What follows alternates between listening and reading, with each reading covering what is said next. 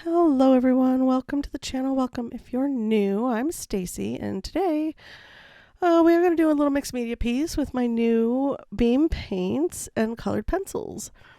Starting out on 300-pound cold press watercolor paper, and I drew the rose in with a pink color erase pencil. The reason I drew it in with the color erase is because it disappears when you paint. You can use watercolor pencils or regular colored pencils for this as well, as long as you use a similar color to the area, like pink on pink, white on white, green on green, that kind of thing. Sorry, still getting over my cold, so my throat's still a bit raspy. Hopefully by next weekend I will be 100%. Here I am. I decided on this one to drop in the background first. Usually that's how I do things. I will drop in a soft background to start so that I don't have to think about it too much. And that gives me kind of a base for the, what is it called? The value of the color that I'm going to use. The color of the rose is white with pink tipped petals that bleed, well, kind of a hot pink tip that bleeds down into the white. And of course the green is green. The leaves are green. But I decided to go in and mix, cleaning out the mess and going in with the medium pink, and decided to go ahead and dry the paper first, the background, so that my rose colors don't bleed into that background. That's not what I want. It is a good idea to dry your paper completely between layers like this, especially if you put your background in first or you have a light layer down. You want to let it dry or use a heat tool or a hair dryer, I guess, to get that first layer completely dry, so that when you go in with your, I'm doing wet and wet, I'm re-wetting the leaf areas and dropping in a mid-tone green yellow color. Where's my swatches? I could tell you exactly the colors I'm using here. Here we go. I'm using the milkweed green as the mid-tone green, that yellow-green color. And the boreal, Boreal, PG17 is the dark color that I'm using when I switch back and forth from the light to the dark. And I do go in with a little bit of spring green as well. And I'm mixing a little bit of black, the Mars black, in with the green to kind of dull it down a little bit so it's not quite as bright. And getting those darker darks in here and there, those mid darks. I didn't want to go too dark too quick because with watercolor it does dry lighter, and you want to go slow usually when you're trying to do a realistic piece, build up your layers, that kind of thing. And that is what I'm doing. I'm going to go ahead and heat tool all of my green parts. And then I am going to go in and mix a little bit more of a blue-green. I use the Lake Huron teal and mix that and kind of brighten things up a little bit, make it a more little bit of blue-green in some areas. I am purposely leaving the yellow-green in certain areas as well to give it that more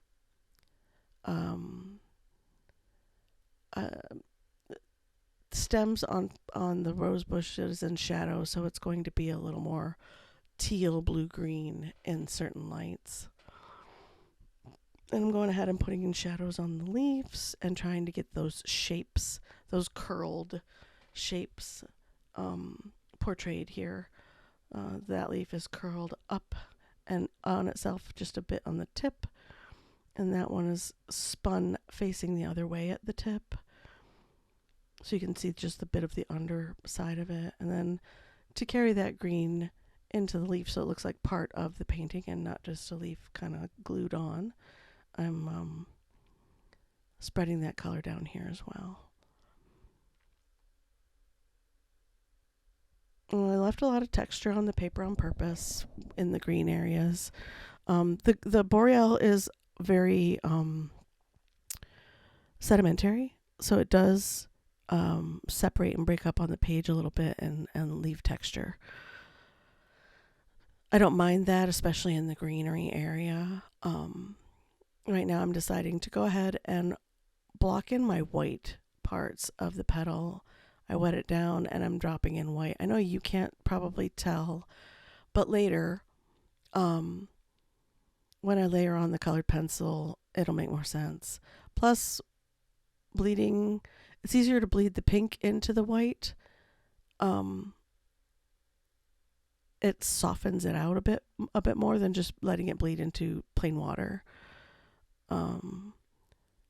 So I'm going ahead and blocking in the white areas real quick. I did work I know this is sped up, but I did work pretty quickly to try and keep these spaces a little bit damp, and then going around the edges and letting it bleed a bit into the white areas to get that softened tint into tint effect. And the top of the rose, of course, because it's a closed rose, is much more colorful than the outer part. So I do put a bit more color up there as we go, because the tips of those leaves are very close to each other, but you can see white between them. And I just keep going. I just keep working on the pink and going over it and going over it. And about here is when I think, I'm going to need some colored pencil on this one. It's not going to look the way I want it to if I don't go over some of it with colored pencil. I don't have out any of my colored pencil sets. I just used my cup of colored pencils that I have out and kind of pulled from that the colors that would work when we get that far. Right now I'm just darkening the tips of the petals and trying to get that soft bleed without them blending into each other too much and becoming one blob of color. Although you can do that as well. You can kind of just do a light coat, let it dry all the way, and then go in with colored pencil on top to do the finishing touches and all the bolder strokes and deeper colors. The purpose of these flower paintings was to see what the beam paints will do and how they work and how they blend on the page and how they bleed and move, or if they don't, which ones are sedimentary, which ones aren't. And then here I am deciding that colored pencil is the way to go, and I have out Prismacolor colored pencils, a middle pink, like a pale pink, a white, and then I think I have the I can't tell. Hold on. I gotta switch pencils again when I get to that dark pink. I think that one might be a Holbein pencil. But I'm like doing a coat of white over the white, pressing it into the page, giving it that little bit of shine, and going over the pink a little bit because you can layer colored pencils. And I thought it's a Holbein colored pencil. I can tell you the color. One sec here. Where's that one? That is... I don't have my glasses on. Does it have the color on here? It does. I just don't have my glasses on. One sec. Pop these on. Can't see anything without my eyes. It's ridiculous. Oh, it's just rose. OP040 in the Holbein brand if you're interested. The other two are Prismacolor colored pencils. One is blush pink and the other one is just the Prismacolor white. And I've discovered over a lot of practice and buying every white colored pencil I could find that the Prismacolor white is the most opaque and goes down the best if you're looking to do strictly colored pencil pieces. That is the one to use. Not that the other ones don't work, but if you're looking for bright whites over the top of other colors, that's the one to go to. Sorry. this cough, it's almost gone. It really is. I am feeling so much better. My voice is just terrible though right now. I did get to go for a walk today, which helped, but it also made the coughing worse. Gotta work it up somehow, I suppose. But yeah, I am feeling much better this week than I was, or this weekend than I was last weekend. Last weekend was terrible. I was a mess. It was better to just be silent and paint. There was way too much coughing and sniffing going on to do a live video. So that's why the next several videos you guys are going to see from me are going to be time-lapsed with voiceover. Some of them, if they're short enough, I'll keep them real time and voiceover. But because I did do a bunch of the Inktober prompts all in one day as well. And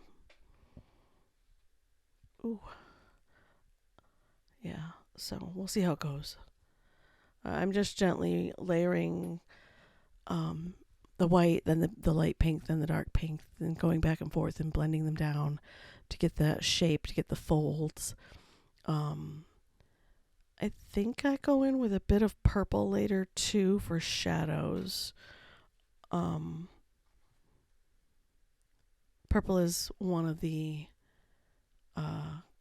a good way. A purple or a indigo is a good way to do shadows on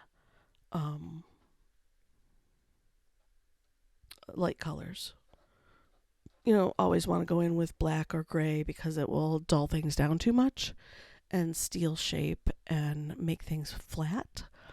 So I've just found that going in with a darker shade of the same color can work as well, or sticking with purples or blues, or even a deep green, something to keep it vital, to keep the colors vital, but still give you those deep shadows that you want. We are almost to the end of this one. I did 4 flower paintings. One isn't going to make it to video because it just is not, it's not worth the time and energy it would take to voice over. I'm not happy with it, so that one's just not going to make it. But the other 3 are pretty good. Pretty happy with them.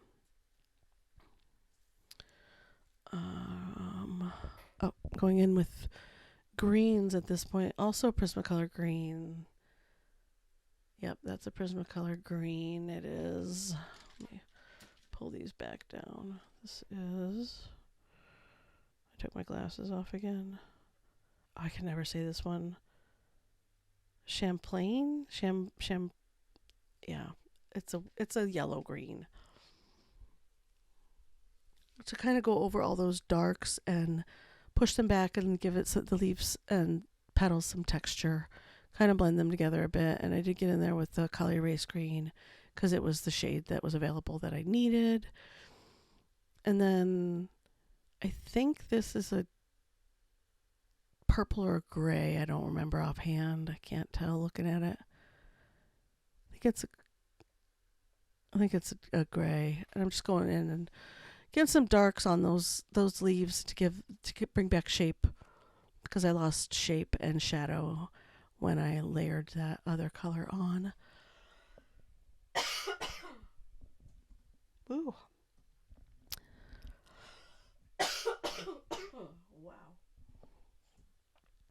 I swear I'm almost done coughing. I hope, I pray. Right,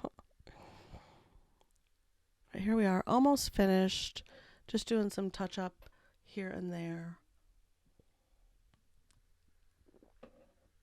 This particular piece isn't going to get any better. This is real time close up of what it looks like. There's all kinds of textures. I'm happy with it.